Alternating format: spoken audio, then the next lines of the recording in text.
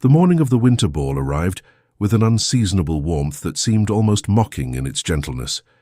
Lady Emmeline Lockridge stood at her bedroom window, watching the groundskeepers prepare the estate's gardens for the evening's festivities, and felt nothing of the excitement that had once made her heart race at the prospect of such an occasion. 5 years had passed since she had felt truly alive at one of these gatherings. 5 years since she had danced until dawn with stars in her eyes and hope blooming wild in her chest. Now, at 26, she had perfected the art of seeming present while remaining carefully detached, of smiling warmly while feeling very little at all. Her maid Catherine bustled into the room carrying the gown that had been delivered from the modiste just yesterday. It was a creation of deep sapphire silk that seemed to capture and hold light like water, with delicate silver embroidery along the bodice that caught the morning sun streaming through the windows. Emmeline turned from her contemplation of the grounds and offered a small smile that didn't quite reach her eyes. "It's beautiful, Catherine," she said, and meant it, though beauty had ceased to move her the way it once had. Everything had ceased to move her the way it once had, if she were being honest with herself, which she tried very hard not to be on most days. "You'll be the finest lady there, Miss Emmeline," Catherine declared with the fierce loyalty she had shown since Emmeline was a girl in pigtails. "That shade brings out your eyes something wonderful." Emmeline's eyes were grey, the colour of winter skies before snow, and she had been told more than once that they were her finest feature. She had also been told, in a voice that still haunted her dreams, that they held entire storms within them, worlds of feeling that a man could lose himself in forever. But that voice belonged to a memory she had worked very hard to bury, and she would not resurrect it now, not on this day when she needed all her composure. The Lockridge Winter Ball was a tradition that stretched back 4 generations, a glittering affair that marked the heart of the social season and drew the finest families from across England. Emmeline's mother had died when she was 18, leaving her to serve as hostess alongside her father, the Earl of Lockridge, a responsibility she had shouldered with grace even when her heart had been shattered beyond recognition. This year would be no different from the last 4.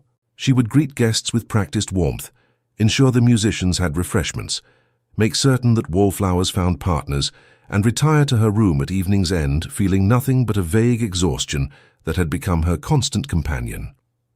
What Emmeline did not know, what she could not have known as she prepared for what she believed would be simply another obligation fulfilled, was that the list of acceptances that had arrived over the past fortnight contained one name that would change everything. Her father's secretary had handled the responses as he always did, marking them dutifully in the leather-bound ledger kept specifically for this purpose. If she had seen that ledger, if she had run her finger down the column of names, she would have found it there, written in a bold hand that even transcribed into another's script seemed to carry a particular weight. Evander Blackwood, Duke of Ashmore. But she did not see it, and so she dressed with care but without anticipation, fastening pearl drops to her ears and allowing Catherine to arrange her dark hair in an elegant style that left soft tendrils framing her face. She looked at herself in the mirror and saw a woman who had learned to present a flawless exterior to the world, who had mastered the art of surface perfection while keeping her true self locked away where it could not be damaged again. By late afternoon, the house had transformed into something magical. Every candle had been lit, every surface polished to gleaming, every flower arranged with artistic precision. The ballroom, with its soaring ceilings and crystal chandeliers, glowed like something from a fairy tale, and the musicians were already warming their instruments in the gallery above. Emmeline descended the main staircase as the first guests began to arrive, her face arranged in an expression of gracious welcome that came as naturally to her now as breathing. The evening unfolded as such evenings always did. There were the Pembrokes with their 3 unmarried daughters, each more desperately cheerful than the last. There were the Hendersons, whose son had been making awkward overtures in Emmeline's direction for the past year, as if she might suddenly wake from whatever spell held her and recognize him as her destined match. There were distant cousins and close friends, aging dowagers and eager debutantes, gentlemen who had made fortunes in trade, mixing with those whose titles stretched back to the Conquest. Emmeline greeted them all with the same measured warmth, her performance so practiced that she barely had to think about it anymore. She danced when asked, conversed when approached, and moved through the glittering crowd with the grace of someone who had been trained from birth for exactly this role. And if there was something hollow at the center of all this motion and beauty, well, no one seemed to notice, and that was precisely how she wanted it. It was nearly 9 o'clock when the ballroom doors opened once more, and the butler announced in his sonorous voice that carried across the music and chatter, "His Grace the Duke of Ashmore." The words seemed to hang in the air for a moment, suspended in time, and Emmeline felt something shift in her chest, some long-dormant instinct stirring to terrible life. The conversation around her didn't stop entirely, but it softened, people turning with the casual curiosity that always attended the arrival of someone of significant rank. But Emmeline couldn't turn. For a heartbeat, she stood frozen, her fingers gripping her fan with sufficient force to make the delicate ivory sticks creak in protest. It couldn't be. He wouldn't. Not here, not after 5 years of careful distance, of moving in circles that never quite intersected, of the tacit agreement that seemed to exist between them to remain strangers, sharing only a past that neither acknowledged. She had heard, of course, through the intricate network of gossip that connected every drawing room in England, that he had been abroad for much of the intervening years. Italy, someone had said, Greece, places where the sun shone hot and bright and burned away the memory of English winters. She had told herself she didn't care, told herself so often and so firmly that she had almost believed it. But now her body was betraying her with its response, her pulse quickening, her breath catching, every nerve suddenly, terribly alive in a way they hadn't been since the last time she had seen him, since the last devastating words had been spoken between them in the gardens of Ashmore House, words that had ended everything before it had truly begun. She turned slowly, inevitably, drawn by something that felt like fate and tasted like disaster. And there he was. Evander Blackwood stood in the entrance to the ballroom, and 5 years had changed him in ways that stole what little breath she had remaining. He had been handsome before, with the kind of classical features that made painters reach for their brushes, but there had been a softness to him then, a youth that had not yet been refined by experience. That softness was gone now. The man standing before her was harder somehow, leaner, with a presence that seemed to command the space around him without effort. His dark hair was longer than fashion dictated, touched with silver at the temples that hadn't been there before. His face, that face she had once traced with trembling fingers in the moonlight, was more angular now, lines of experience carved around his mouth and eyes that spoke of years she knew nothing about. But it was his eyes that undid her completely. Those eyes, grey-green like a stormy sea, found hers across the crowded ballroom with unerring accuracy, as if he had known exactly where she would be, as if some invisible thread still connected them despite all the distance and silence and carefully maintained separation. And in those eyes she saw everything she had been trying to forget. The passion they had shared, the terrible argument that had torn them apart, the weight of 5 years spent apart when they might have been together, if only they had been braver, wiser, less consumed by pride and fear. The moment stretched between them like spun glass, fragile and sharp, while the ballroom continued its oblivious celebration around them. Emmeline felt her carefully constructed composure begin to crack, felt the feelings she had buried so deep begin to claw their way toward the surface, and she knew with sudden, absolute certainty that this night would not be like all the others. This night, the past she had been running from had finally caught up with her, and there would be no escape. Evander began to move through the crowd toward her, and she watched him come with a sense of inevitability that was almost peaceful in its finality. She had spent 5 years building walls around her heart, 5 years convincing herself she had moved beyond what they had shared, 5 years lying to herself with increasing success. But all those lies crumbled like sand as he drew closer, and she was left standing exposed and defenseless, facing the one person in all the world who had ever truly seen her, truly known her, and whom she had driven away with words she had regretted every day since. He stopped before her, close enough that she could smell the faint scent of bergamot and something else, something that was uniquely him, a scent that brought memories flooding back with painful vividness. His bow was perfect, exactly what propriety demanded, but there was something in the way he held himself that suggested barely leashed intensity, as if he were a wild thing dressed in civilized clothing, playing at manners, while feeling something far more primitive beneath. "Lady Ameline," he said, and his voice was deeper than she remembered, roughened by time, and perhaps by other things she couldn't name. "You look well." Such simple words, such inadequate words, to mark a reunion 5 years in the making.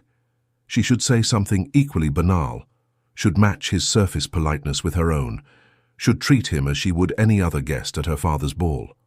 Instead, she found herself saying, "You came."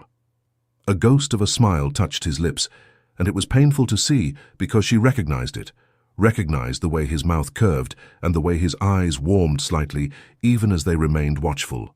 "I was invited." "I didn't know." The words escaped before she could stop them, a confession she hadn't meant to make. "I didn't know you would be here." "Would you have hidden if you had known?" he asked softly, and there was no accusation in his voice, only a kind of weary curiosity, as if he genuinely wanted to know the answer but was prepared for it to hurt him. The honest answer was yes. She probably would have claimed a headache and retreated to her rooms, would have sent her father to make her apologies, and spent the evening listening to the music drift up from below while she told herself she was being sensible and self-protective. But she couldn't say that, not with him standing before her radiating an intensity that made her feel more alive than she had in years. So instead she simply said, "I don't know." Around them the ball continued, but Ameline was aware that they were beginning to attract attention, that several heads had turned in their direction with the predatory interest of those who sensed potential scandal. She should move away, should circulate among her other guests, should treat him with no more and no less attention than anyone else in attendance. But her feet seemed rooted to the floor, and she couldn't make herself leave, couldn't make herself end this moment even though she knew it was dangerous, knew that every second she stood here was a second longer she allowed him back into her carefully ordered life. "Dance with me," Evander said, and it wasn't quite a question and wasn't quite a command, but something in between, something that spoke of desperation, barely held in check. "I don't think that's wise," she managed, though her voice sounded faint even to her own ears. "I don't care about wisdom," he said, and there was something raw in his voice now, something that stripped away the veneer of civility he had been maintaining. "I have been wise for 5 years, Ameline. I have been sensible and rational and have done all the things I was supposed to do. I have given you the distance you demanded, have lived with the choices we made, have tried to forget what we had. And I can't do it anymore, so please, just one dance, grant me that much." She should refuse. Every instinct for self-preservation screamed at her to refuse, to protect herself from the inevitable pain that would come from allowing him back in, even for the space of a single waltz.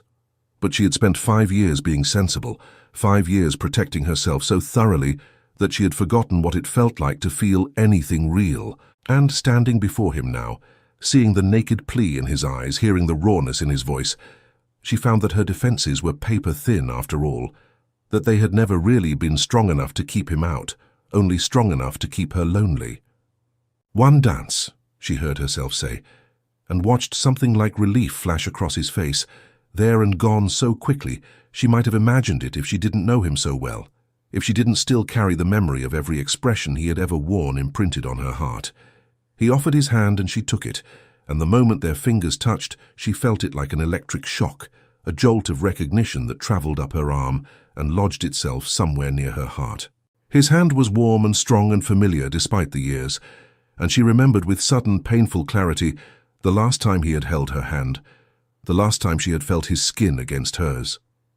It had been in the gardens at Ashmore House, at a ball not unlike this one, and he had been pleading with her to give them a chance, to choose love over duty, to trust that what they felt was worth fighting for. And she had refused, had told him with all the certainty of youth that they were being foolish, that passion was not enough, that she wouldn't risk her reputation and her family's standing for something that might burn out as quickly as it had ignited.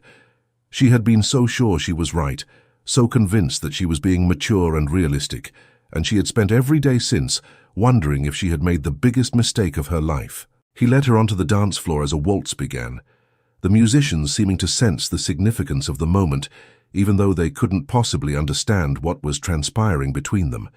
His hand settled at her waist, and she placed hers on his shoulder, and they began to move together with an ease that should have been impossible. After so long apart, but instead felt as natural as breathing. Her body remembered his, remembered the way they fit together, the way they had always moved as if they were two parts of a single whole. "You've been well?" he asked as they swept across the floor, his voice carefully neutral, as if they were strangers making polite conversation, and not two people whose history was written in heartbreak and regret. "Well enough," she replied, matching his tone. "And you? I heard you traveled." "I did. Italy mostly. Greece for a time. I thought perhaps if I put enough distance between myself and England, I might manage to forget." He paused, and when he spoke again, his voice had dropped lower, become more intimate despite the crowd surrounding them. It didn't work. She stumbled slightly, and his hand tightened at her waist, steadying her, and the concern in his eyes was so familiar, it made her throat tight with unshed tears. "Evander." "I know," he said quickly. "I know we can't speak of such things here. I know this is neither the time nor the place, but Ameline, I need you to know that I came here tonight with a purpose. I came because I couldn't stay away any longer, because 5 years of trying to forget has only proven to me beyond any doubt that I never will. I came because I need to know if you feel it too, this thing between us that never died, or if I am alone in this torture." "You're not alone," she whispered before she could stop herself, the admission tearing itself from somewhere deep inside, from a place she had locked away but never managed to fully silence. "God help me, you're not alone." His hand tightened convulsively on hers, and she saw something flash in his eyes, something fierce and possessive that should have frightened her, but instead sent heat coursing through her veins. "Then give me a chance," he said urgently, his voice barely audible above the music. "Give us a chance. Not here, not now, but soon. Meet with me. Talk with me. Let me prove to you that what we had was real, that it was worth fighting for then, and is still worth fighting for now." The waltz was ending, the final notes hanging in the air like a question waiting to be answered. In a moment they would have to separate, would have to return to their roles as hostess and guest, would have to pretend that everything was as it had been before he arrived. But nothing was as it had been, and they both knew it. The careful peace Ameline had constructed for herself was shattered beyond repair, and she stood at a crossroads she had thought she would never face again, forced to choose between the safety of her solitude and the terrifying possibility of opening her heart to someone who had already proven he could destroy it. She looked up at him, into those eyes that had haunted her dreams for 5 years, and saw in them such hope and desperation and raw, unguarded love that it made her breath catch. And she realized in that moment of crystalline clarity that she had never really had a choice at all. She could no more deny what was between them than she could deny her own heartbeat. She could continue to run, could continue to hide, but she would only be delaying the inevitable. Evander Blackwood was her past, yes, but he might also be her future, if she could find the courage to reach for it. "The rose garden," she heard herself say as they separated, his hand lingering in hers for just a moment longer than propriety allowed. "Tomorrow at 4. We can talk there without being observed."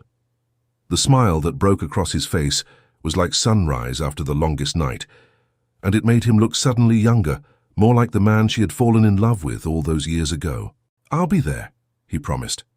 And then he was bowing over her hand, his lips brushing her knuckles in a gesture that seemed to burn through her gloves, and she was watching him walk away, back into the crowd, leaving her standing alone in the middle of the dance floor with her heart pounding and her mind reeling, and the certain knowledge that she had just set something in motion that would change everything. The rest of the evening passed in a blur. Ameline moved through the remaining hours of the ball in a daze, dancing when asked, conversing when approached, but aware that some fundamental shift had occurred within her, as if a dam she had been maintaining with constant vigilance had finally cracked and was now leaking emotions she had kept contained for years. She was aware of Evander throughout the night, could sense his presence even when she couldn't see him, as if some part of her was attuned to him on a level that transcended normal perception. She saw him dance with other ladies, saw him charm her father's friends, saw him move through her ballroom with an ease that suggested he belonged there, belonged in her life in a way that felt both right and terrifying. And more than once she felt his eyes on her, felt the weight of his gaze across the room, and when she allowed herself to look back at him, she saw in his face a determination that both thrilled and frightened her. By the time the last guests departed and the musicians packed away their instruments, Ameline was exhausted in a way that went far beyond physical tiredness. She climbed the stairs to her room, feeling as if she were walking through deep water, every movement requiring effort she could barely muster. Catherine helped her out of the sapphire gown and into her nightdress, chattering about the success of the evening, about which gentleman had seemed particularly attentive, about Lady Pembroke's unfortunate choice of feathers. Ameline responded with automatic murmurs, but her mind was elsewhere, already in the rose garden, already facing a conversation she had no idea how to navigate. She lay in bed staring at the ceiling, watching shadows cast by the dying fire dance across the plaster, and tried to make sense of the tangle of emotions churning within her. Fear was there, certainly, the fear of being hurt again, of opening herself to someone who had the power to devastate her. But there was also hope, fragile and tentative but undeniably present, the hope that perhaps they had both learned something in their years apart, had both grown enough to make different choices than they had made before. And underneath it all, stronger than either fear or hope, was the simple, undeniable truth that she loved him. She had loved him 5 years ago, and she loved him still, and all the distance and time in the world hadn't changed that fundamental reality. She had tried to bury that love, had tried to convince herself it was merely the passionate infatuation of youth, something she had been right to dismiss.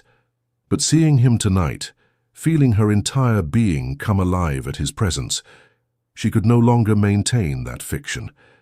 What she felt for Evander Blackwood was as real and vital now as it had been then, perhaps more so because it had survived every attempt to kill it. The question was what she would do with that knowledge. Would she have the courage to reach for what she wanted, even knowing it might end in heartbreak? Or would she choose safety over passion, protection over possibility? Tomorrow in the rose garden, she would have to decide, and the weight of that impending choice pressed down on her, until sleep finally claimed her in the hours before dawn. She woke to grey skies and the promise of rain, weather that seemed to mirror her own internal turbulence. The morning dragged with excruciating slowness, every hour feeling like 3, every minute weighted with anticipation and dread in equal measure. She tried to occupy herself with correspondence, with overseeing the post-ball cleanup, with a dozen small tasks that required her attention, but her mind refused to focus on anything but the approaching appointment in the garden. By 3:30, she could bear the waiting no longer. She threw a shawl over her simple day dress and made her way to the rose garden, arriving early despite her best intentions to appear composed and unhurried.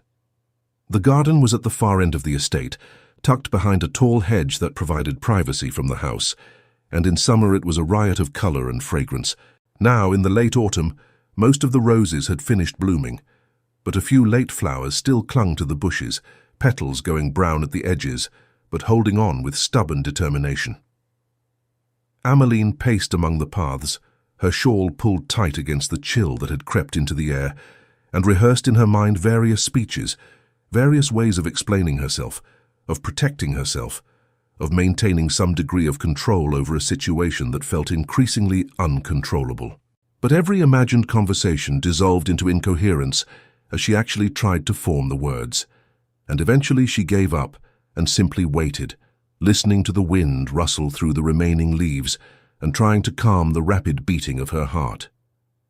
He arrived precisely at 4 o'clock, and she was struck again by how he commanded space simply by existing in it, by the way his presence seemed to shift the very air around him. He had dressed simply for this meeting, eschewing the formal attire of the previous evening for riding clothes that suggested he had come directly from some other activity, though she suspected he had been as unable to focus on normal pursuits as she had been. "You came," he said, echoing her words from the night before, and there was relief in his voice, as if he had genuinely feared she might change her mind. "I said I would," she replied, and was pleased to hear that her voice was steady, betraying none of the chaos she felt within.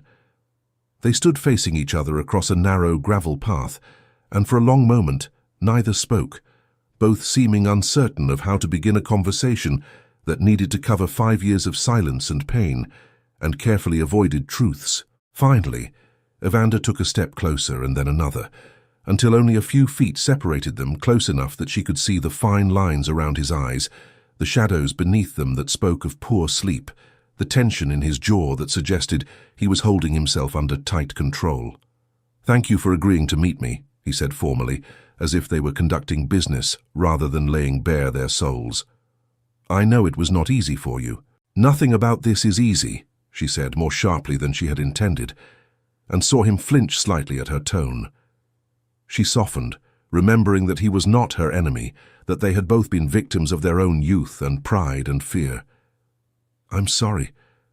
That was unkind. I'm not sure what we're doing here, Evander. What we hope to accomplish." "I want to understand," he said, and there was something plaintive in his voice now, something that made him seem younger, more vulnerable. "I want to understand what happened between us, why you chose to end things the way you did. I have spent 5 years trying to make sense of it, trying to understand what I did wrong, what I could have done differently. And I need to know, Ameline. I need to hear it from you, the real reason, not the polite excuses you gave me that night in the gardens." She turned away from him, unable to bear the intensity of his gaze while she tried to find the words to explain something she wasn't sure she fully understood herself. "You didn't do anything wrong," she said finally, addressing the bare rose bushes rather than him. "That was the problem in a way. You were perfect, or as close to perfect as a man could be, and what we had together was so intense, so all-consuming, that it terrified me." "I terrified you?" He sounded confused, hurt, and she forced herself to turn back to face him, to give him the honesty he deserved. "Not you. What I felt for you. I was 21 years old, Evander, barely out of the schoolroom, and what I felt when I was with you was so powerful it seemed to obliterate everything else. When you walked into a room, I couldn't think of anything but you. When you touched me, the rest of the world ceased to exist. And everyone could see it, everyone was talking about it, about how Lady Ameline Lockridge had lost her head over the Duke of Ashmore, how I had become one of those foolish women who throws away her dignity for a man. "I never wanted you to throw away your dignity," he protested, but she held up a hand to stop him. I know that now, and I probably knew it then, but I was too frightened to admit it. My mother had died just 3 years earlier, and I had watched my father nearly destroy himself with grief, watched him become a shadow of the man he had been. And I thought, if I let myself love you the way I wanted to, if I gave you that much power over me, what would become of me if I lost you? How could I survive that kind of devastation? "So you chose to devastate both of us instead," he said, and there was no accusation in his voice, only a kind of weary understanding. "So you chose to end it before it could truly begin, to wound us both rather than risk a greater wound later." "Yes," she whispered, feeling tears sting her eyes for the first time in years. "Yes, that's exactly what I did, and I told myself I was being mature, being realistic, protecting us both from inevitable heartbreak. But the truth is I was just a coward. I was too frightened to take the risk, too scared to trust that what we had might actually last." He closed the remaining distance between them in 2 quick strides and took her hands in his, holding them gently but firmly, as if he thought she might bolt if he didn't anchor her there. "And now?" he asked urgently. "Are you still frightened? Are you still unable to trust?" She looked down at their joined hands, at the way his fingers wrapped around hers, strong and warm, and so achingly familiar, and felt something inside her begin to break open, some shell she had been hiding behind starting to crack. "I'm terrified," she admitted. "I'm more frightened now than I was then, because I know exactly what I'm risking, know exactly how much it will hurt if this goes wrong. But Evander, I'm also tired. I'm so tired of being lonely, of going through the motions of life without really living, of feeling nothing but this grey emptiness where my heart used to be. You walked into that ballroom last night, and I felt alive for the first time in 5 years, and as terrifying as that is, it's also the most honest thing I've felt since I sent you away." She saw hope flare in his eyes, saw it mix with caution and determination, and something that looked very much like love, and her breath caught in her throat. "I can't promise you it won't be difficult," he said, his voice rough with emotion. "I can't promise we won't hurt each other, or that loving each other will be easy. But I can promise you this, Ameline. I have spent 5 years trying to forget you, trying to move on, trying to convince myself that what we had was just youthful passion that would have burned itself out quickly. And all those 5 years have taught me is that I was wrong. What I felt for you then was real, and what I feel for you now is even more real, because it has survived distance and time and every attempt to kill it. I feel the same, she whispered, the admission tearing itself from somewhere deep inside. I have felt the same every day since I sent you away, and I don't know if I can survive losing you again, but I think I might die if I don't at least try to have you. He made a sound that was half laugh, half sob, and pulled her into his arms with a force that should have frightened her, but instead felt like coming home. She wrapped her arms around him and buried her face in his chest, breathing in the scent of him, feeling the solid reality of him, and let herself cry for the first time since the night they had parted. Great wrenching sobs that seemed to come from the depths of her soul. He held her through it, one hand stroking her hair, murmuring wordless comfort, and she felt 5 years of loneliness and regret pour out of her until she was empty and exhausted and somehow lighter than she had been in longer than she could remember. When the storm of weeping finally passed, she pulled back slightly, wiping at her eyes with shaking hands, suddenly self-conscious about the spectacle she had just made. But when she dared to look up at his face, she saw no judgment there, only tenderness and understanding, and a love so profound it made her want to weep all over again. "I'm sorry," she managed, her voice hoarse. "I didn't mean to fall apart like that." "Don't apologize," he said firmly, using his thumbs to wipe the remaining tears from her cheeks. "Don't ever apologize for being real with me, for letting me see what you're feeling. That's all I ever wanted, Ameline. Not your perfection, not your composure, but your truth. All of it, even the messy parts, especially the messy parts." She laughed wetly, a sound that was half hiccup, and felt something in her chest begin to unknot, some tension she had been carrying for so long she had forgotten it was there. "I don't know how to do this," she confessed. "I don't know how to be vulnerable, how to trust. I've spent so long building walls that I'm not sure I remember how to let anyone in." "Then we'll learn together," he said simply. "We'll take it slowly, one day at a time, one conversation at a time. I'm not asking you to marry me tomorrow, Ameline. I'm not asking you to throw caution to the wind and trust me blindly. I'm just asking you to give us a chance to see if what we had 5 years ago has survived, if it can grow into something even stronger now that we're older and hopefully wiser." "And if it doesn't work?" she asked, voicing her deepest fear. "If we try and fail, if we hurt each other again?" "Then at least we'll have tried," he said, and there was something fierce in his voice now, something that spoke of hard-won wisdom. "At least we'll know we gave it our best effort, that we didn't let fear make our choices for us. I would rather try and fail than spend the rest of my life wondering what might have been, Ameline. I've had 5 years of wondering, and I can tell you with absolute certainty that the wondering is far worse than any hurt that might come from trying." She stared up at him, at this man who had come back into her life like a storm, who was asking her to take the greatest risk she had ever taken, and felt the last of her resistance crumble. He was right.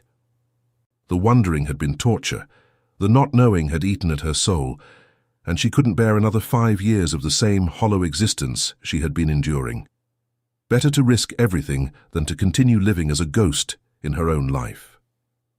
"Yes," she said, and the word felt like a vow, like a promise, like a leap off a cliff into unknown waters. "Yes, I'll try. I'll give us a chance."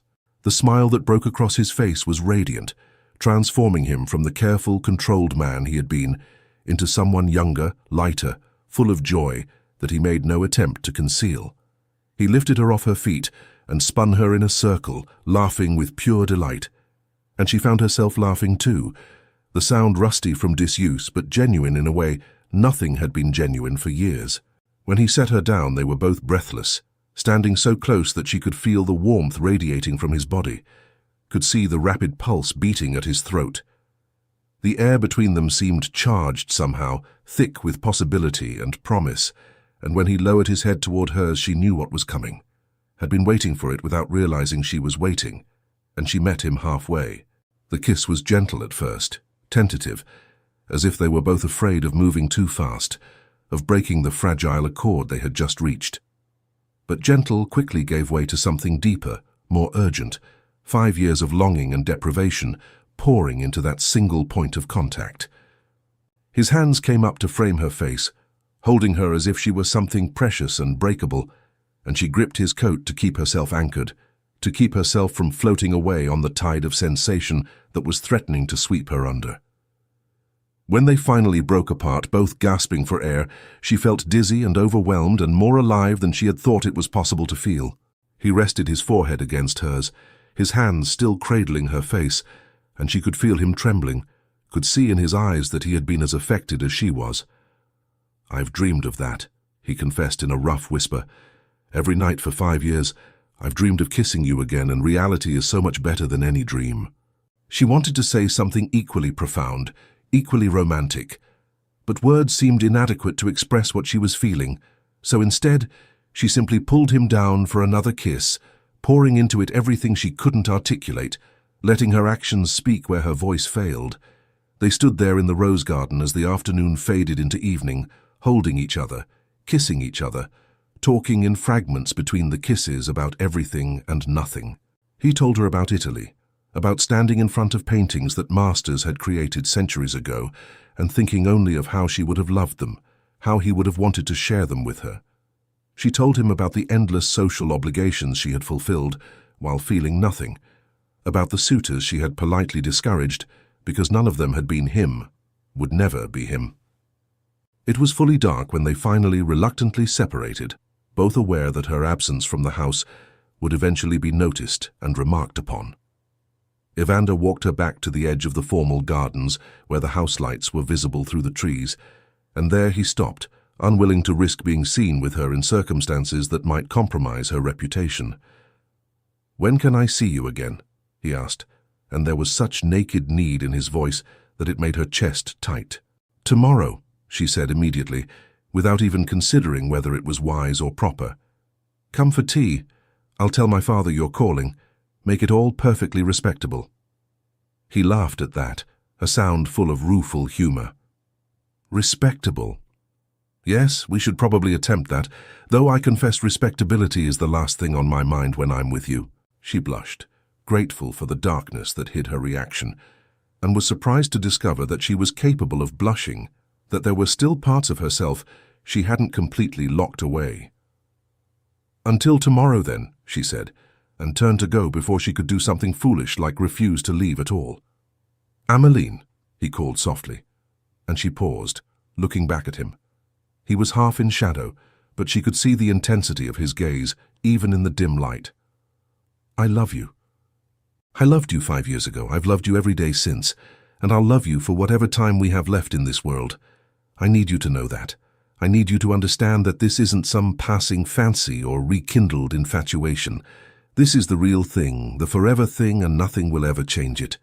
The words hung in the air between them, weighty and profound, and she felt them settle into her heart like stones, finding their resting place at the bottom of a deep pool. "I love you too," she said, and was surprised to discover she was crying again, but this time they were good tears, healing tears. "I think I never stopped, not even when I tried."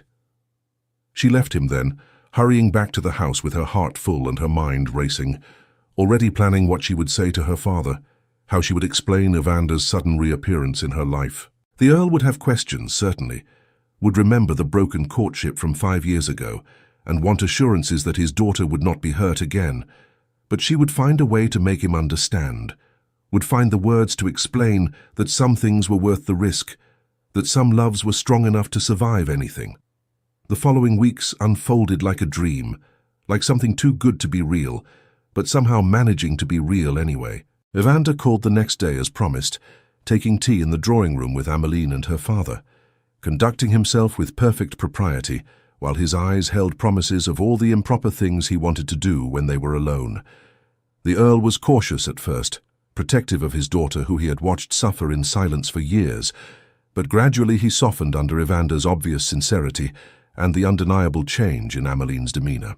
She was alive again in a way she hadn't been since her mother's death, laughing freely, talking animatedly about things that interested her, displaying a vitality that had been absent so long the Earl had almost forgotten what she was like when truly happy. It was impossible to witness that transformation and not be grateful to the man who had caused it. Impossible not to see that Evander Blackwood genuinely loved his daughter and would move heaven and earth to make her happy. They spent as much time together as propriety allowed, and perhaps a bit more than propriety strictly permitted, though they were careful to maintain the appearances that society demanded.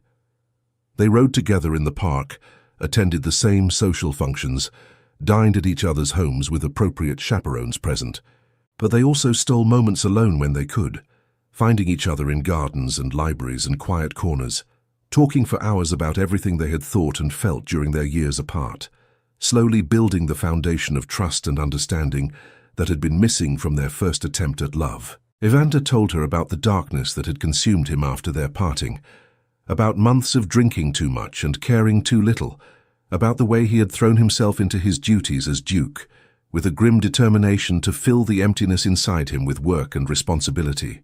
He told her about the moment he had finally admitted to himself that running wasn't working, that no amount of distance or distraction would make him forget her, and about the decision he had made to return to England and fight for what he wanted, instead of accepting defeat. Ameline, in turn, told him about the careful numbness she had cultivated, about the way she had taught herself to go through the motions of living without actually feeling anything, about the loneliness that had become so constant she had almost stopped noticing it. She told him about the moment she had seen him in the ballroom and felt everything come rushing back, all the emotions she had been repressing exploding into awareness so forcefully she had thought she might drown in them. They learned each other again, or perhaps they learned each other truly for the first time, with the wisdom that came from having made mistakes and survived them.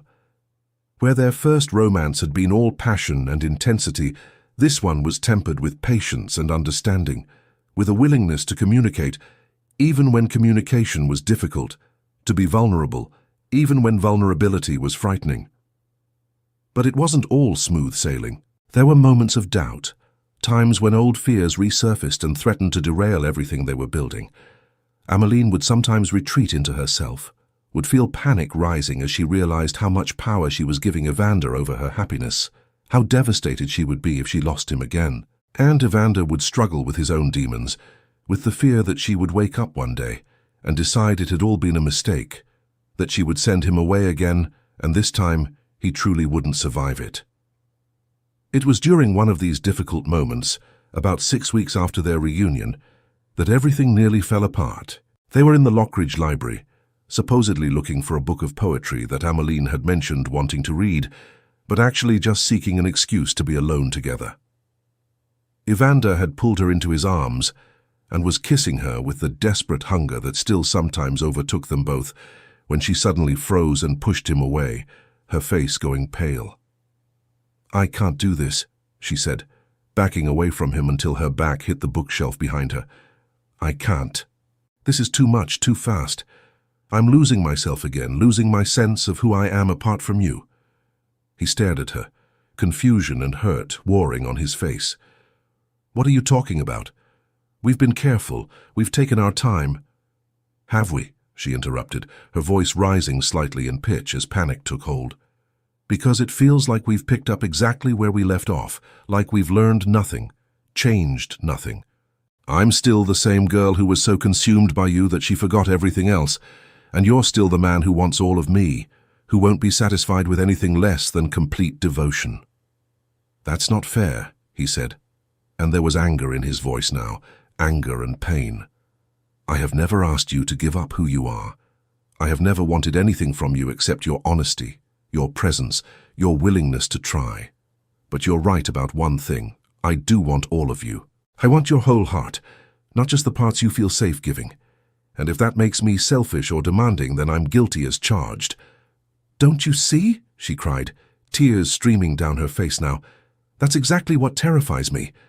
If I give you all of me and then lose you, there won't be anything left. I'll be completely destroyed, unmade, and I won't be able to survive it." "So what's your alternative?" he asked, and his voice had gone quiet now, dangerously quiet. "To hold back, to keep part of yourself locked away so that if I hurt you or leave you or die, you'll have something in reserve. Is that really how you want to live, Ameline? Always protecting yourself, always holding back, never fully committing to anything or anyone? "It's better than the alternative," she said stubbornly. But even as the words left her mouth, she knew they were a lie, knew that the careful half-life she was proposing was exactly what had made her so miserable before. Evander must have seen the doubt in her eyes, because his expression softened slightly, though the hurt was still visible. "I can't force you to trust me," he said quietly. "I can't make you believe that I won't hurt you, won't leave you, won't somehow prove unworthy of the faith you place in me. All I can do is love you with everything I have and hope that someday that will be enough." He turned to leave, and Ameline felt panic of a different kind seize her.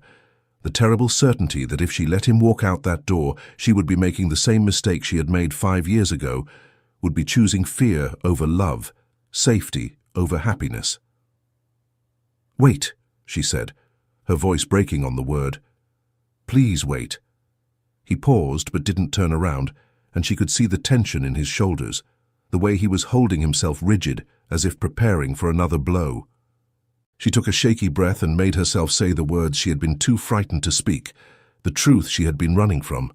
"You're right. You're right about all of it. I'm terrified of losing myself in you, but I'm more terrified of losing you. And I've been trying to find some middle ground, some way to have you without risking everything, but there is no middle ground. Love doesn't work that way. It's all or nothing, terrifying and total, and I just have to decide if I'm brave enough to take the leap." He turned slowly to face her, hope warring with caution in his expression. "And are you brave enough?" She thought about the alternative, about returning to the grey existence she had been trapped in, about spending the rest of her life wondering what might have been if only she had been courageous. And she realized that she had already made her choice, had made it the moment she agreed to meet him in the rose garden, had made it every day since when she had chosen to see him, to be with him, to open her heart despite her fears. "I'm going to try to be," she said, crossing the distance between them and taking his hands in hers. "I'm going to try, Evander, even though it terrifies me. Even though I can't promise I won't have moments of panic, won't sometimes retreat or try to protect myself. But I'm asking you to be patient with me, to help me learn how to be vulnerable, how to trust that loving you won't destroy me." He pulled her close, wrapping his arms around her and holding her so tightly she could barely breathe. "I can be patient," he murmured against her hair. "I can be whatever you need me to be. But Ameline, you have to understand something. Loving me won't destroy you. It might change you, might push you and challenge you and force you to grow in ways that are uncomfortable, but it won't destroy you. If anything, I think it might be what finally makes you whole." She clung to him and let herself believe it, let herself imagine a future where love was not something to be feared, but something to be embraced, where vulnerability was not weakness, but strength. It wasn't easy, and it wouldn't become easy overnight. But standing there in his arms, she felt something inside her begin to shift, some fundamental change in perspective that suggested perhaps he was right. Perhaps she had been looking at everything wrong. From that day forward, something changed between them. The panic attacks didn't disappear entirely, but they became less frequent, less intense, as Ameline slowly learned that opening her heart didn't mean losing herself. She discovered that she could love Evander completely, while still maintaining her own identity, that being vulnerable with him didn't make her weak, but actually made her stronger, more authentic, more fully herself than she had ever been. They talked about marriage, about what their life together would look like, about how to blend their households and their responsibilities into something that worked for them both. Evander made it clear that he had no intention of turning Ameline into a decorative duchess, whose only role was to host parties and produce heirs. He wanted her opinions on estate management, wanted her involved in the charitable work he supported, wanted her to be his partner in every sense of the word. And Ameline discovered that she wanted the same thing, wanted to be challenged and included, and treated as an equal, rather than as something precious, but ultimately ornamental. The vision of marriage they constructed together was nothing like the traditional aristocratic union she had always assumed was her destiny. It was something richer, more complex, a true partnership built on mutual respect and shared values, rather than just on passion and attraction. 3 months after their reunion, on a cold December evening with snow falling softly outside, Evander formally asked the Earl of Lockridge for permission to marry his daughter. The Earl, who had watched their courtship with a mixture of approval and lingering concern, gave his blessing with the caveat that Emmeline must be absolutely certain of her choice, that he would not see her hurt again. That night, Evander came to the drawing room where Emmeline was waiting, her heart pounding so hard she was certain he must be able to hear it. He didn't waste time with pretty speeches or elaborate presentations. He simply dropped to one knee, took her hand in his and said, "Marry me, Emmeline, not because it's expected or because it's the logical next step, but because I love you more than I thought it was possible to love anyone, and I want to spend the rest of my life proving that to you every single day."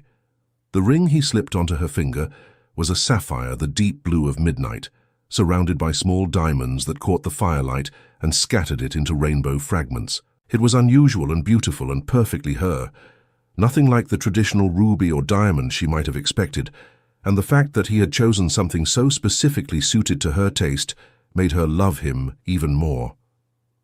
"Yes," she said, through tears that were equal parts joy and relief, and the lingering echo of old fears finally laid to rest.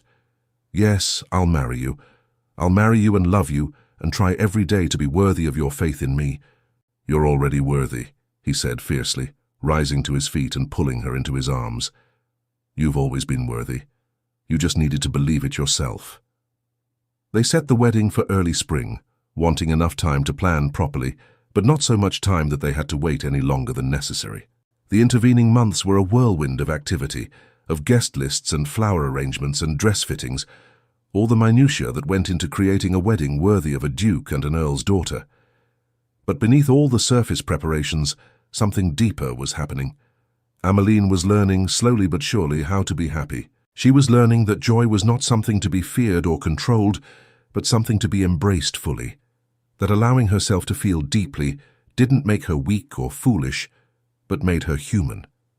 She was learning to trust not just Evander but herself, to believe that she was strong enough to survive whatever life threw at her, that love didn't diminish her but enhanced her in ways she was only beginning to understand. And Evander was learning too, learning patience and gentleness, learning that loving someone meant sometimes giving them space to work through their fears rather than trying to force them past those fears through sheer determination. He was learning that Emmeline's caution wasn't a lack of love, but a manifestation of how deeply she felt things, how seriously she took her commitments, and he was learning to value that quality rather than resent it, to see her thoughtfulness as a strength rather than a weakness. The weeks before the wedding passed in a blur of preparations and celebrations. There was an engagement party at Ashmore House that seemed to draw half of London society.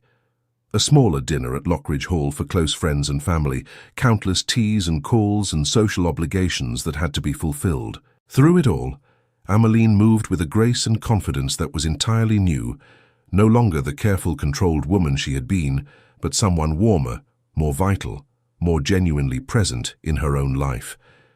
People noticed the change and remarked upon it, though few understood its source. They saw the happiness in her eyes, the ease of her smiles, the way she seemed to glow from within, and they attributed it to the normal joy of a woman in love and soon to be married. But it was more than that. What they were seeing was a woman who had finally stopped being afraid of her own heart, who had learned that the risk of love was worth taking, that being vulnerable was not the same as being weak. On the eve of her wedding, Emmeline sat in her room at Lockridge Hall, surrounded by her dearest friends, following the tradition of a last evening as an unmarried woman. They laughed and reminisced, shared advice both serious and ridiculous, drank slightly too much champagne and grew maudlin with sentiment. But when they finally left and Emmeline was alone, she found herself not frightened or nervous but simply peaceful, filled with a quiet certainty that she was making the right choice.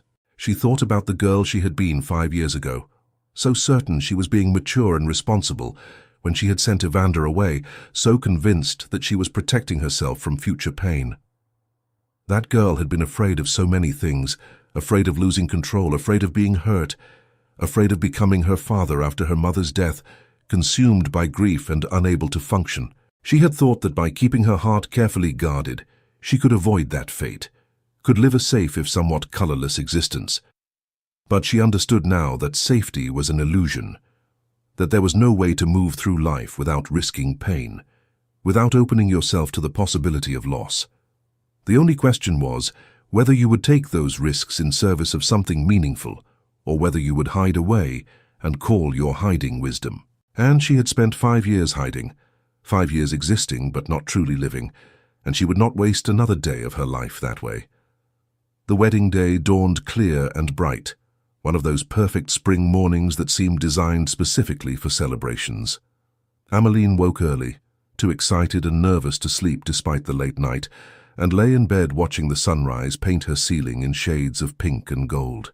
In a few hours she would be married, would be the Duchess of Ashmore, would be bound to Evander in the eyes of God and society and law.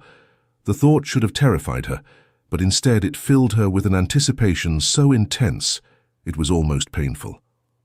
The ceremony was held in the same chapel where her parents had married nearly 30 years earlier, a small stone building on the Lockridge estate that had stood for centuries and would likely stand for centuries more. It was filled to capacity with guests, every pew packed with family and friends who had come to witness this union that had been 5 years in the making. But Ameline was barely aware of them as she stood at the back of the chapel, her hand resting on her father's arm, waiting for the music to begin. Then the organ swelled, and she was walking down the aisle, and there at the front of the chapel stood Evander, looking at her as if she were the only person in the world, as if nothing else existed but her and him, and this moment they had fought so hard to reach. He was wearing formal morning dress, his dark hair brushed back from his face, and he looked so handsome it made her breath catch. But it was his eyes that held her, those grey-green eyes that had always seen straight through to her soul, and in them she saw love so profound it made her want to weep. The ceremony passed in a blur of ancient words and solemn promises, of Evander's hand warm and steady in hers, of a gold ring sliding onto her finger to rest beside the sapphire engagement ring. She heard herself speak the vows clearly and firmly, making promises she intended to spend a lifetime keeping, and heard him do the same, his voice rough with emotion as he pledged himself to her before everyone they knew. And then the vicar was pronouncing them married, and Evander was kissing her with a tenderness that belied the passion she could feel thrumming beneath his careful control, and the chapel erupted into applause and cheers. They walked back down the aisle hand in hand, man and wife, Duke and Duchess, two people who had found their way back to each other through years of loneliness and regret and had emerged stronger for the journey. The wedding breakfast was held at Lockridge Hall, a lavish affair with seemingly endless courses and toasts that ranged from the heartfelt to the ribald. Ameline sat beside Evander at the head table, his hand clasped in hers beneath the cloth, and felt as if she might float away from sheer happiness. This was what she had been afraid of, this overwhelming joy, this sense that her heart might burst from the intensity of what she was feeling. But she wasn't afraid anymore. She welcomed it, embraced it, let it wash over her like a cleansing tide. Later, when the official festivities had wound down and most of the guests had departed, she and Evander stole away to the rose garden where they had reunited all those months ago. The roses were blooming now in the warmth of late spring, their fragrance heavy in the evening air, and everything seemed touched with magic in the golden hour before sunset. "Do you remember the last time we were here?" Evander asked, pulling her close and wrapping his arms around her waist from behind, his chin resting on her shoulder. "I remember everything," she said softly, leaning back against him. "I remember being so frightened I could barely breathe, so certain that letting you back in would destroy me. I remember thinking that I had to protect myself at all costs, even if that cost was my own happiness." "And now?" he asked, pressing a kiss to her temple. "Are you still frightened?" She considered the question seriously, taking stock of her emotions. There was nervousness, certainly, the natural anxiety of facing an unknown future. But the paralyzing fear that had dominated her life for so long was gone, replaced by something that felt remarkably like confidence, like faith in herself and in them and in what they could build together. "No," she said finally, turning in his arms so she could look up at him. "I'm not frightened anymore. Or maybe I am a little, but I'm not letting that fear control me. I'm not letting it keep me from living, from loving, from being fully present in my own life. And that's because of you, Evander. Because you loved me enough to come back, to fight for us, to be patient while I learned how to be brave. You were always brave, he said, cupping her face in his hands. You just needed to learn to be brave in a different way. Brave enough to be vulnerable, brave enough to trust, brave enough to believe that you deserve happiness, and that loving someone doesn't diminish you, but makes you more yourself. She kissed him then, putting into that kiss everything she felt, everything she couldn't quite find words to express. Love and gratitude and desire and commitment, all tangled together into something too complex and beautiful to be separated into component parts. He responded with equal intensity, his arms tightening around her, and for a long moment they simply held each other as the sun sank lower and the roses perfumed the air and the world seemed to pause in recognition of something significant unfolding. When they finally pulled apart, both breathless, Evander smiled down at her with such tenderness it made her chest ache. "Take me home," she said softly. "Take me to our home, to our life, to our future." They left for Ashmore House that evening, departing in a shower of rice and good wishes, beginning the journey to the estate that would now be hers as well as his. As the carriage rolled through the countryside in the deepening twilight, Ameline leaned against her husband's shoulder, her husband, how strange and wonderful that sounded, and felt a contentment so profound it seemed impossible that she had ever lived without it. Ashmore House was magnificent, a sprawling estate that had been in Evander's family for generations, and when they arrived late that night it was lit up like a beacon, every window glowing with welcome. The servants had lined up to greet them, to meet their new Duchess, and Ameline was touched by the genuine warmth in their faces, the clear affection they had for Evander that they seemed prepared to extend to her by virtue of being his chosen wife. That first night in their shared rooms, with the door finally closed on the world, and the two of them alone at last, Ameline felt a flutter of nerves that had nothing to do with fear and everything to do with anticipation. Evander seemed to sense her mixture of excitement and anxiety because he didn't rush, didn't demand, but simply took her hand and led her to sit beside him on the settee near the fireplace. "We have all the time in the world," he said gently, brushing a stray curl back from her face. "There's no need to rush anything, no need to force anything. This is our beginning, Ameline, and we get to decide how it unfolds." She loved him for that, for his patience and his understanding, for the way he always seemed to know what she needed even before she knew it herself.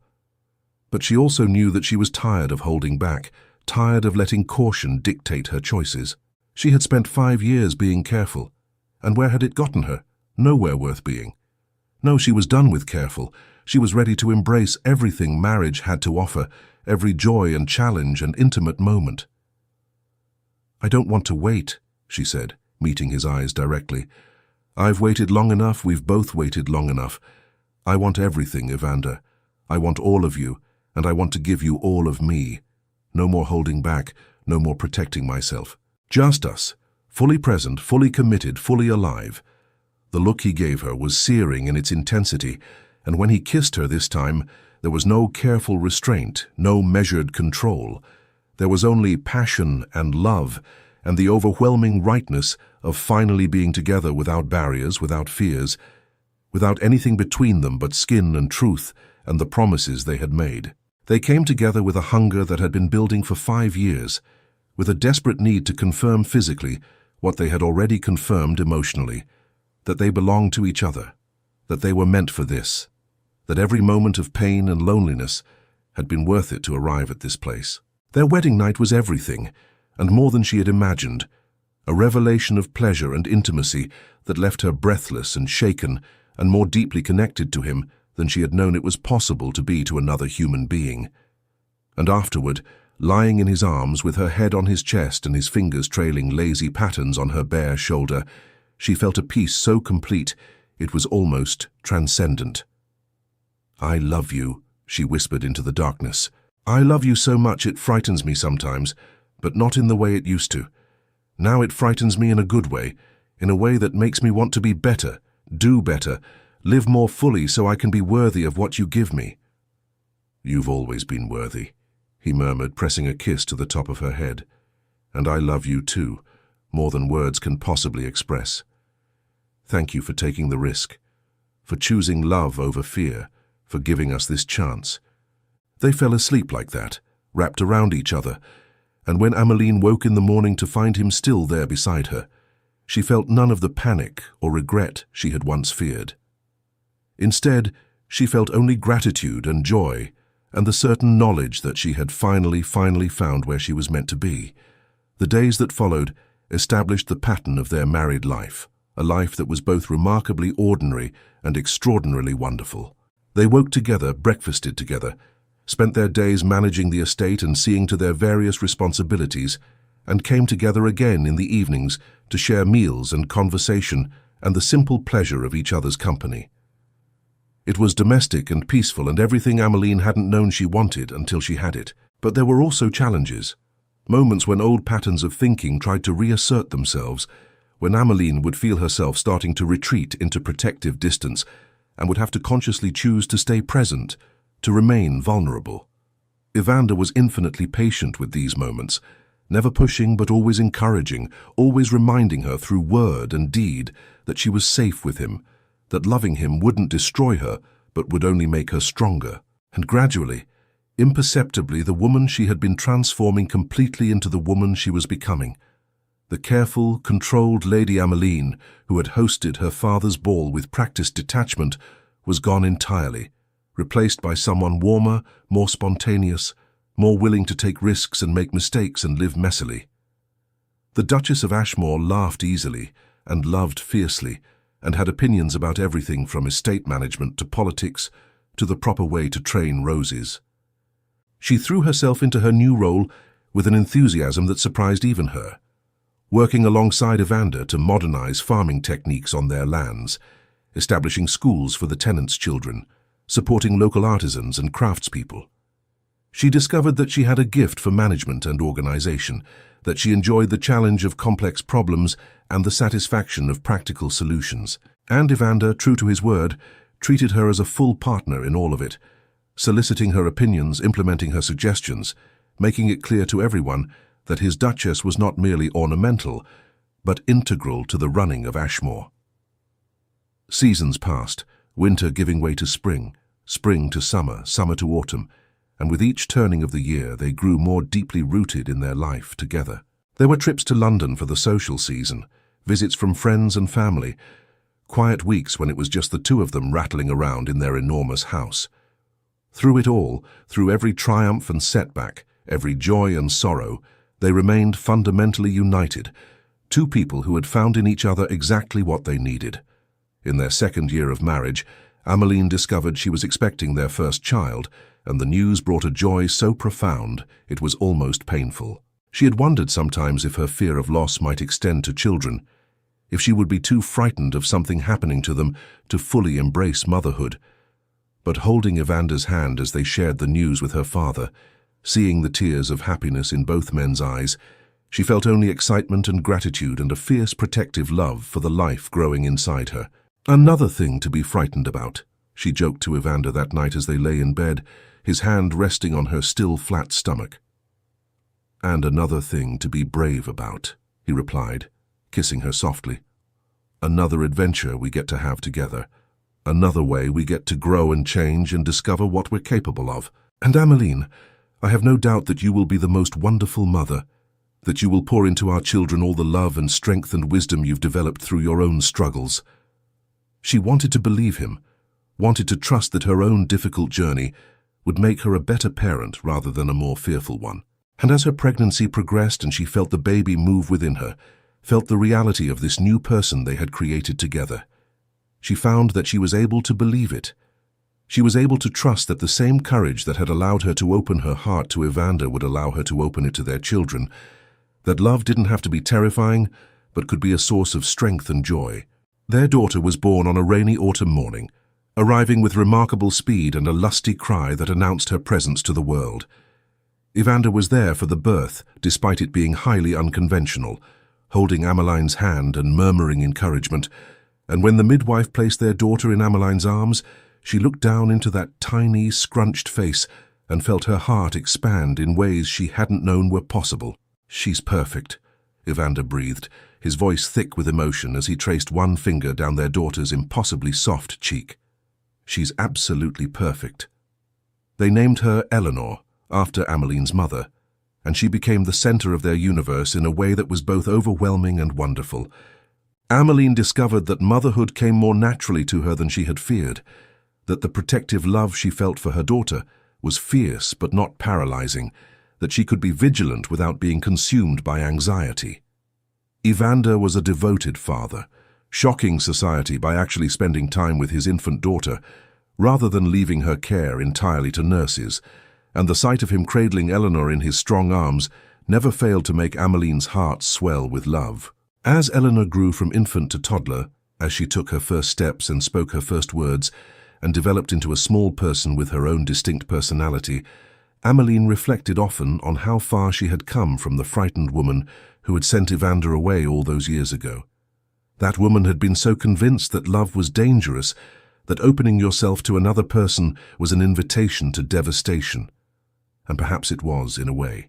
Perhaps by loving Evander and Eleanor as deeply as she did, she was making herself vulnerable to a pain she might not survive if something happened to them. But she had learned something crucial in her years with Evander, something that the younger version of herself had been too frightened to understand. That the vulnerability inherent in love was not a weakness to be avoided, but a strength to be embraced. That being willing to risk pain for the sake of connection was not foolishness, but the very essence of what it meant to be human. That a life lived in careful safety was not really a life at all, but merely an existence, a going through the motions without ever truly engaging with the world. She thought about this particularly on the evening of Eleanor's second birthday, when the house was finally quiet after a day of celebration, and she found herself standing in the doorway of the nursery, watching Evander read their daughter a bedtime story. Eleanor was nestled in his lap, her small hand clutching his much larger one, and she was gazing up at him with absolute trust and adoration as he brought the tale to life with different voices for each character. This, Amaline thought, watching them together. This is what I would have missed if I had let fear win. This perfect, ordinary, extraordinary moment. All the moments like it. All the joy and connection and deep, abiding love that fills every corner of my life now. I would have traded all of this for the illusion of safety, would have spent my whole life alone and convinced myself it was wisdom. The thought made her shudder, made her profoundly grateful for Evander's persistence, for his refusal to accept her rejection as final, for his willingness to fight for them when she had been too frightened to fight for herself. And it made her determined that when Eleanor grew old enough to understand, she would share her story with her daughter, would teach her that courage wasn't the absence of fear, but the willingness to act despite fear, that the greatest risks often yielded the greatest rewards. As if sensing her presence, Evander looked up and caught her eye, and the smile he gave her was so full of love and contentment that it made her breath catch. He had aged in the years since their reunion, silver now streaking through his dark hair more prominently, lines deepening around his eyes and mouth. But to her, he was more handsome now than he had been as a young man, because now she could read in his face all the experiences they had shared, all the ways they had grown together, all the love they had built through years of choosing each other every single day. She crossed the room and settled onto the arm of his chair, and Eleanor immediately reached for her, wanting both parents close, and they finished the story together, their voices mingling in the soft lamplight. When Eleanor finally drifted off to sleep, they carried her to her small bed and tucked her in with a tenderness that never grew old, no matter how many times they performed this nightly ritual. In their own rooms later, preparing for bed with the comfortable ease of long familiarity, Evander came up behind Amaline as she sat at her vanity removing her jewelry and wrapped his arms around her, meeting her eyes in the mirror. "Do you ever regret it?" he asked softly. Regret taking the risk, choosing this life with all its vulnerabilities and potential for pain. She knew he was thinking about the fear that had nearly kept them apart, about the 5 years they had lost to her inability to trust. She turned in his embrace so she could look at him directly, so he could see the absolute certainty in her eyes. "Never," she said firmly. "Not for a single moment. Every day with you, every moment of this life we've built is worth 1,000 years of safe loneliness. You taught me that, Evander. You taught me that love isn't something to be feared, but something to be celebrated, that being vulnerable isn't weakness, but the greatest strength of all. He kissed her then, soft and lingering, and she tasted in that kiss the same gratitude and wonder she felt, the same awareness that they had been given a precious gift and had been wise enough not to squander it. They had been given a second chance, and they had seized it with both hands, had built something beautiful from the wreckage of their first attempt, had proven that love could survive mistakes and distance and even the passage of years if it was real and true and worth fighting for. Years continued to pass, measured out in birthdays and seasons, in the growing of gardens and the raising of children, for Eleanor was eventually joined by two brothers who filled the house with noise and energy and constant motion. Ameline watched her children grow and marveled at how naturally they embraced life, how they loved without hesitation or fear, how they threw themselves into everything with wholehearted enthusiasm. And she realized that this was her legacy, not just giving them life but teaching them through example how to truly live it. There were difficult times, of course. Life was never without challenges, and even the strongest love could not insulate them from loss or disappointment or the simple struggles that came with managing an estate and raising children and navigating the complex social world they inhabited. But they faced these challenges together, drawing strength from each other, learning and growing through every difficulty they encountered. When Ameline's father passed away after a long illness, leaving her grief-stricken despite having had time to prepare, it was Evander who held her through the long nights when sorrow threatened to overwhelm her, who understood without being told that she needed both comfort and space, who was simply present in the way only someone who truly knew you could be present. And when Evander dealt with financial troubles caused by bad investments and felt he had failed in his duties as duke and provider, it was Ameline who refused to let him withdraw into himself, who reminded him that they were partners in all things, that his struggles were her struggles and that together they could overcome anything. They learned through these trials that love was not some static thing, not a destination reached but a journey constantly unfolding, requiring effort and attention and the willingness to keep choosing each other even when it would be easier not to. They learned that marriage was not always passionate romance and grand gestures, but was often simple steadiness, showing up day after day, being present in the small moments that actually made up the bulk of a life. On their 10th wedding anniversary, Evander surprised her with a trip back to Italy, to the places he had visited during those lonely years when he had tried to forget her. They stood together in front of paintings he had once viewed alone, and he told her about how he had thought of her constantly, about how every beautiful thing he encountered had felt incomplete because she wasn't there to share it. And she wept, not from sadness but from the poignant awareness of how much they had both suffered in their years apart, and how that suffering had ultimately made them stronger, wiser, more capable of appreciating what they had. "I'm glad you didn't forget me," she said, as they stood in the Uffizi Gallery in Florence, surrounded by masterpieces, but focused entirely on each other. "I'm glad you carried me with you even when I had sent you away, because I carried you too, Evander. Every day, every moment, even when I was trying my hardest to move on, you were always there, always part of me." "We wasted so much time," he said, a touch of old regret coloring his voice, but she shook her head firmly. "We didn't waste it. We used it to become the people we needed to be to make this work. The love we have now is deeper and stronger, because we know what it's like to live without it. We appreciate each moment because we remember the emptiness of moments lived alone. Every day we have together is precious because we remember the years we spent apart." He pulled her close, kissing her there in the gallery with the art of centuries looking down on them, and she knew that he understood, that he felt the same gratitude and wonder that she did. They had been given something rare and beautiful, and they would never take it for granted. The years accumulated like pearls on a string, each one precious, each one adding to the richness of their shared story. They watched their children grow into young adults, watched Eleanor develop her mother's thoughtfulness and her father's determination, watched their sons become fine young men who understood both duty and joy.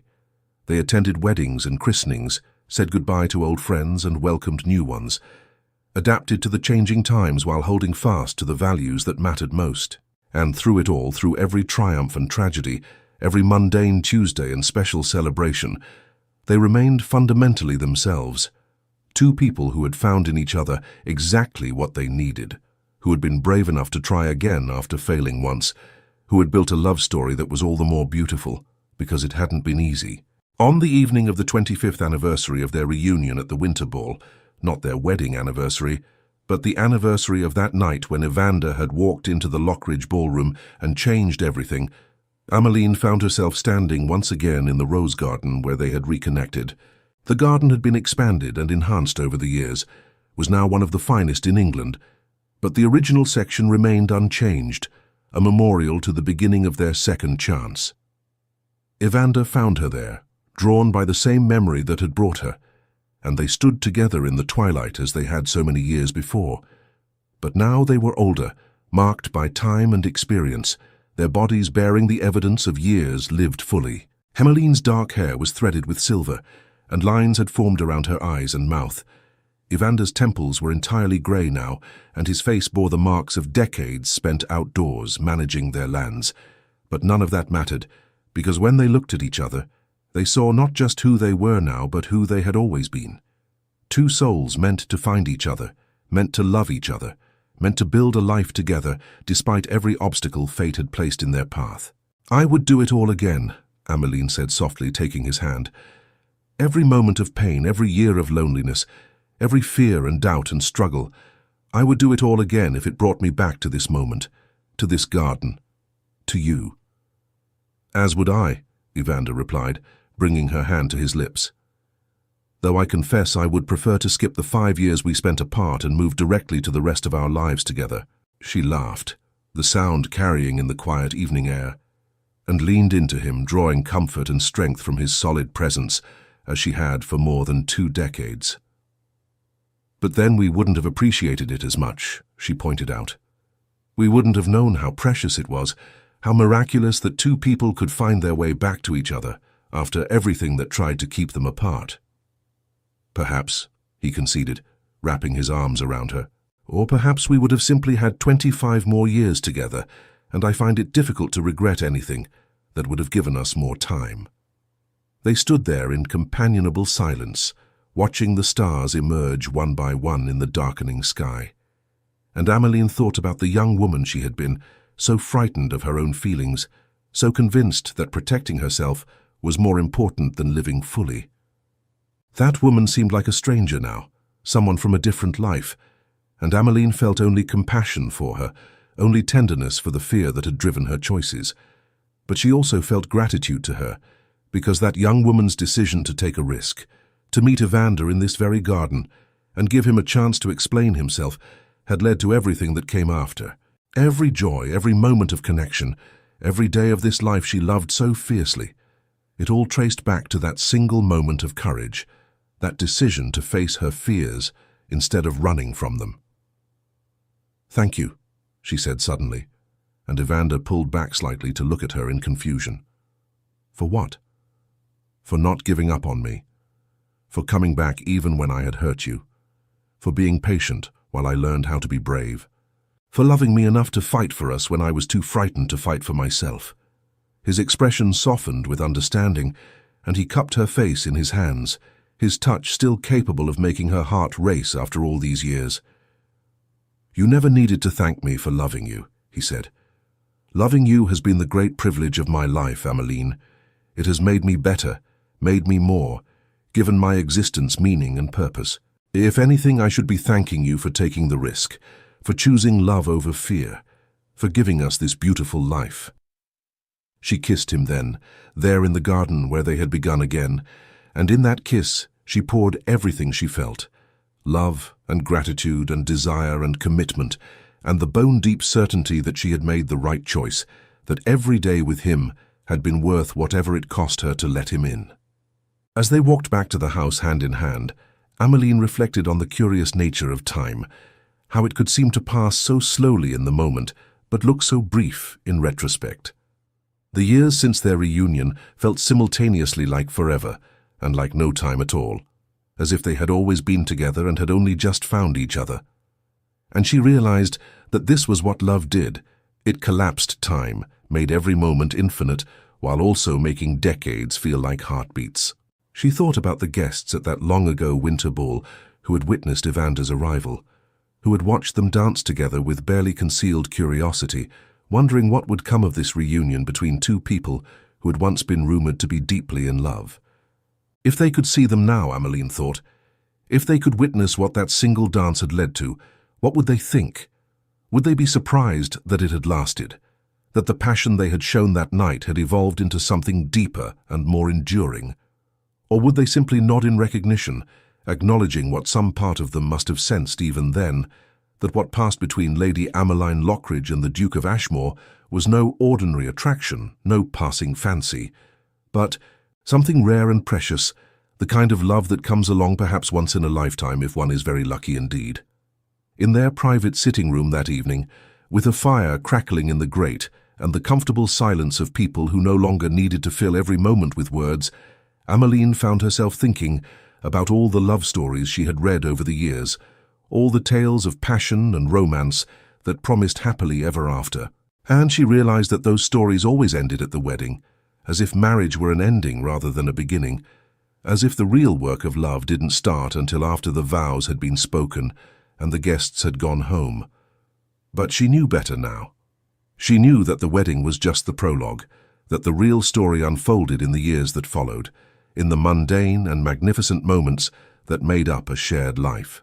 The real story was in learning to communicate when it would be easier to retreat into silence, in choosing gentleness when anger would be more satisfying, in showing up day after day even when passion faded into routine.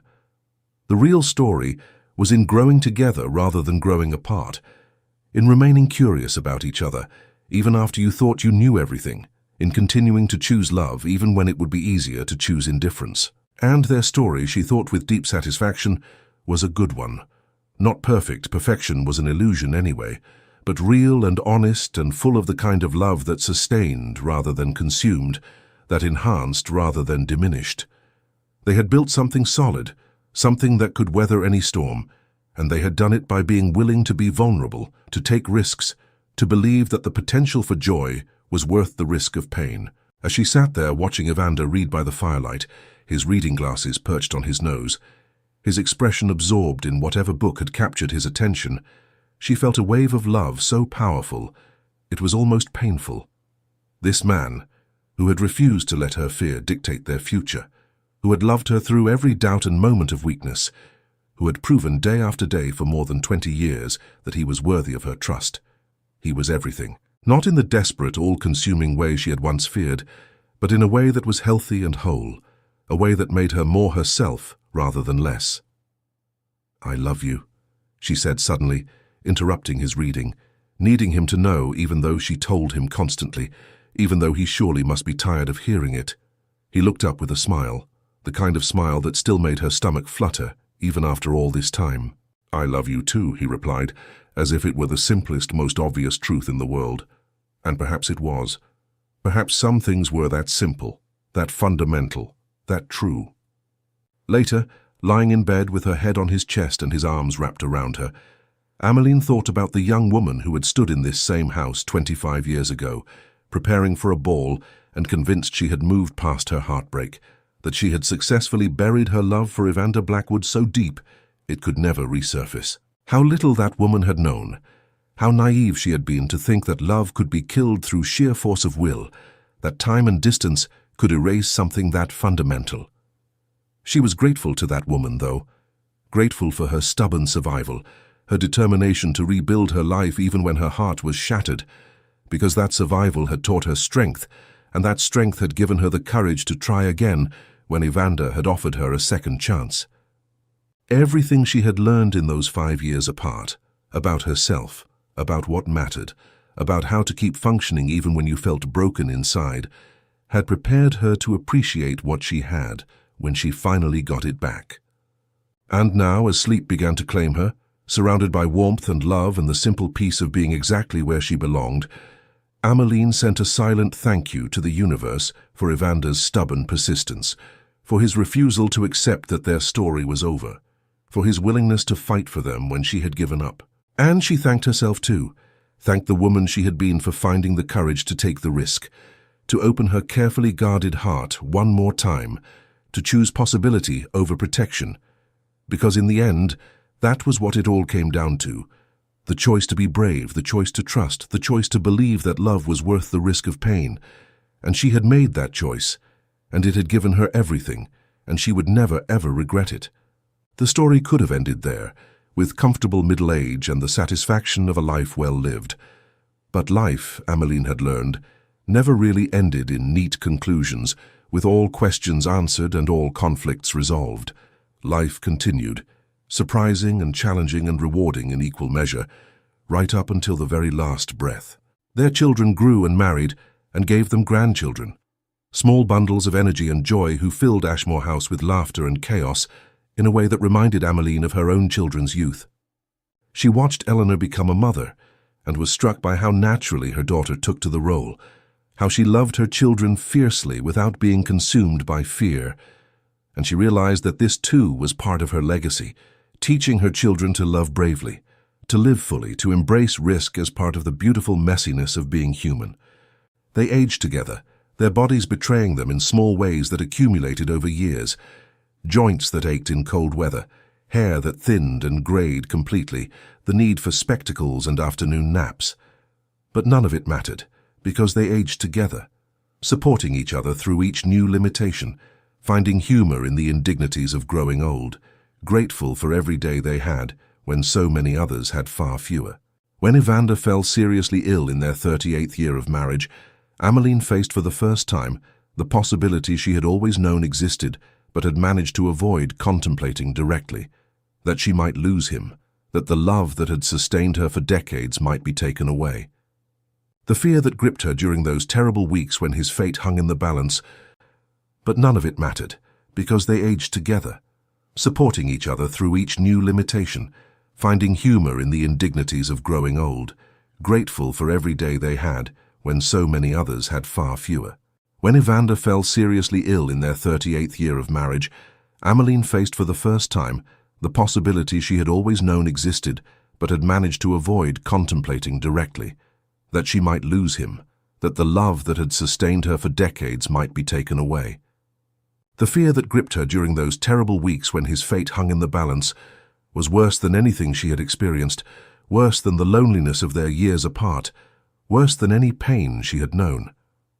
She sat by his bedside day and night, holding his hand, talking to him even when he was too weak to respond, willing him to fight, to survive, to stay with her. And she made bargains with God and the universe, and anyone who might be listening, promising anything if only Evander could be spared, if only she could have more time with him, if only this wasn't the end. He survived, though it took months for him to fully recover, months during which Ameline never left his side, nursing him with a fierce devotion that surprised the doctors, but didn't surprise anyone who knew them. And when he was finally well enough to sit up properly, to take walks in the garden, to resume something like his normal life, they held each other and wept with relief and gratitude and the bone-deep awareness of how fragile everything was, how quickly it could all be taken away. "I'm not ready," Ameline whispered into his shoulder one night, months after the crisis had passed, but when the fear still haunted her dreams. "I'm not ready to lose you. I will never be ready." "I know," he murmured, stroking her hair with hands that still trembled slightly with residual weakness. "I'm not ready either. But Ameline, whenever it comes, whether tomorrow or 30 years from now, we will have had this. We will have had a love that most people only dream of, a life full of meaning and purpose and joy, and that will have to be enough." She wanted to argue, wanted to insist that it would never be enough, that she would never stop wanting more time with him. But she also knew he was right, knew that their time together, however long or short it proved to be, was a gift beyond measure. They had wasted 5 years at the beginning, yes, but they had made the most of every year since, had lived fully and loved deeply, and created something beautiful together. "Promise me something," she said, pulling back to look at him. "Promise me that if I go first, you won't shut yourself away like I did. Promise me you'll keep living, keep engaging with the world, keep being the remarkable man you are." "Only if you promise the same," he countered. "If I go first, I don't want you retreating into that grey existence you had before we reunited. I want you to keep living, keep loving, keep finding joy in whatever time you have left. They promised each other, there in the darkness, made vows about death as serious as the vows they had made about life. And though neither wanted to think about a future without the other, there was something comforting in the promises, in knowing that their love was strong enough to survive even separation, that whoever was left behind would honor the other by continuing to live fully rather than merely existing. Evander's illness and recovery changed something between them, made them even more appreciative of the time they had, even more determined to make every moment count. They took more trips together, visited places they had always meant to see but kept putting off. They spent long hours talking about everything and nothing, revisiting old memories and creating new ones. They made love with a tenderness and urgency that came from understanding how precious and fleeting everything was. And they made plans for their 50th wedding anniversary, a celebration they were both determined to reach, marking half a century of marriage with a renewal of their vows and a party for family and friends. As the date approached and preparations were made, Ameline found herself reflecting on the incredible journey they had traveled together, from that first meeting when they were barely more than children, through their passionate young love and devastating separation, through their reunion and all the years that followed. 50 years. It seemed impossible, and yet also entirely natural, as if no other outcome had ever been possible once they had found their way back to each other. 50 years of waking up beside him, of knowing his face better than her own, of growing and changing together while remaining fundamentally themselves.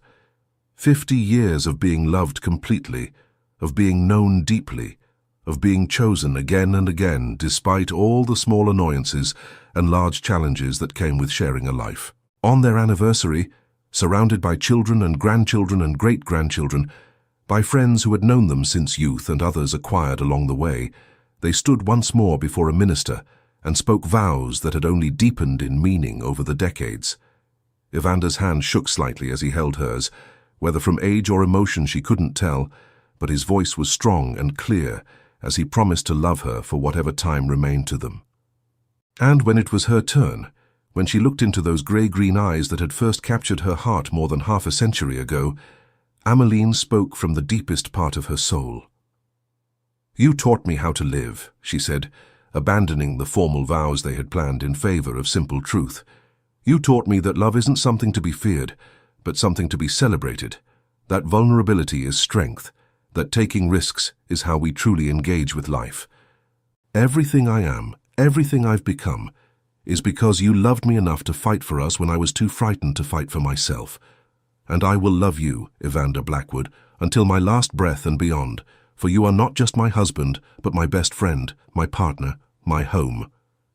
There wasn't a dry eye in the room, and when they kissed it was to applause and cheers, and the certain knowledge that what they had was rare and beautiful, the kind of love that inspired others to believe that such things were possible, that fairy tales could come true if you were brave enough to reach for them.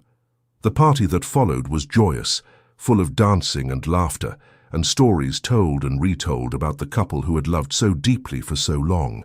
Their grandchildren performed a play they had written about their grandparents' love story, dramatizing in charmingly exaggerated fashion the tale of the winter ball reunion that had changed everything. And late in the evening, when most of the guests had departed and only close family remained, they all gathered in the rose garden for a final toast under the stars. Eleanor, now a grandmother herself, raised her glass and spoke for all of them. "To love that endures," she said, her voice thick with emotion. "To courage in the face of fear, to second chances, to parents who taught us by example what it means to truly commit to another person. May we all be so blessed." Standing there surrounded by the fruits of their love, children and grandchildren, a legacy that would continue long after they were gone, Ameline felt a peace so profound it seemed to emanate from her very core. They had done it. They had taken a love that began in youth and impulsive passion and transformed it into something mature and lasting, something that had not just survived but flourished over 5 decades of ordinary days and extraordinary moments. As the evening wound down and they finally found themselves alone in their rooms, exhausted but happy, Evander pulled Ameline into his arms with the easy familiarity of long practice. "Thank you," he said softly. "For what?" she asked, echoing her question from years before. For saying yes, for taking the risk, for giving us all of this. He gestured vaguely, encompassing not just the room, but everything, their life together, their family, the love that had sustained them through everything. She smiled and reached up to cup his face, feeling the familiar contours, the beloved features marked by time, but no less dear. "The pleasure," she said, "has been entirely mine." They lived several more years after that milestone, years full of simple pleasures and quiet contentment, watching their great-grandchildren grow, tending their gardens, enjoying the peace that came from having lived fully and loved deeply. They were still together, still choosing each other every day when Evander passed quietly one autumn morning, simply failing to wake from sleep, his expression peaceful as if he were having a pleasant dream. The grief that consumed Ameline was crushing, the loss of her other half leaving her feeling incomplete, in a way she hadn't experienced since before their reunion. But even in her sorrow, she recognized that this pain was the price of love, that you couldn't love someone as deeply as she had loved Evander without being devastated by their loss. And she wouldn't have traded a single moment of their time together to avoid this pain, wouldn't have loved him any less to protect herself from this grief. She lived 2 more years after his death, years in which she honored his memory by continuing to engage with life as she had promised. She spent time with her family, maintained the gardens they had created together, and worked on a memoir that told their story, not just the dramatic reunion, but the decades that followed, the ordinary days that had been just as important as the extraordinary ones. And on a spring morning very much like the one on which they had married, with the roses blooming and the sun streaming through her window, Ameline closed her eyes for the last time and went to wherever Evander had gone before her. Those who found her said she looked peaceful, almost happy, and clasped in her hand was the sapphire engagement ring Evander had given her more than 50 years earlier, still as brilliant as the day he had first slipped it onto her finger. Their children buried them side by side in the chapel where they had married, beneath a stone that read simply, "Evander and Ameline Blackwood, they chose love." And though their physical presence was gone, their legacy lived on in the children and grandchildren, who carried forward their lessons about courage and vulnerability and the transformative power of choosing to love deeply despite the risks. Years later, on winter evenings when the family gathered at Ashmore House, someone would invariably tell the story of the winter ball, of the Duke who came back after 5 years and the lady who found the courage to try again. And younger generations would listen with wide eyes, romanticizing the drama of it, imagining themselves in similar circumstances. But the older ones, those who had known Evander and Ameline personally, who had witnessed their daily love rather than just the dramatic moments, knew the real story. They knew that the winter ball was just the beginning, that the real love story was in the 52 years that followed, in the countless small choices to be kind when it would be easier to be cruel, to communicate when it would be simpler to retreat, to keep choosing each other day after day after day.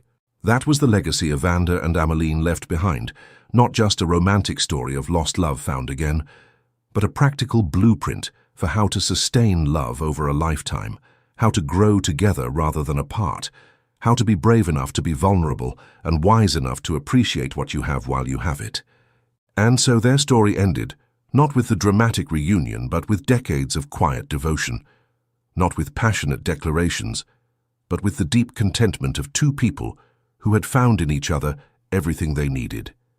It ended with the certain knowledge that they had lived fully, loved deeply, and created something beautiful that would echo through generations. For those who knew them, who had witnessed their love firsthand, the lesson was clear, that fear might be natural, but courage was necessary, that vulnerability was strength rather than weakness, that the greatest risk in life wasn't loving too much, but loving too little, that a life lived in careful protection was no life at all, but merely an existence, and that when you found real love, true love, the kind that saw you completely and loved you anyway, you fought for it, you nurtured it, you chose it again and again, no matter how frightening that choice might be.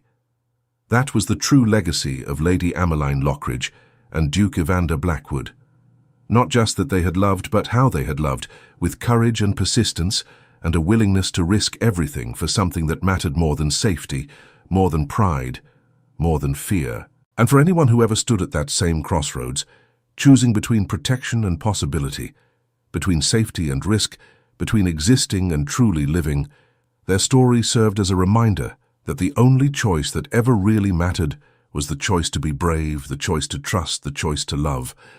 Dear friends, thank you for joining us on this journey through Ameline and Evander's enduring love story. Their tale reminds us that it's never too late for second chances, that courage can triumph over fear, and that true love is worth every risk we take for it. If this story touched your heart the way it touched ours, we would be so grateful if you would subscribe to our Echoes of Romance channel for more beautiful love stories that will transport you to other times and places. Please leave a comment below telling us what you loved most about Ameline and Evander's journey. We truly cherish hearing from each of you. And don't forget to click that like button and activate your notifications so you never miss a new story from us. Until next time, may you always choose love over fear, and may you find the courage to write your own beautiful love story. With all our affection, Echoes of Romance.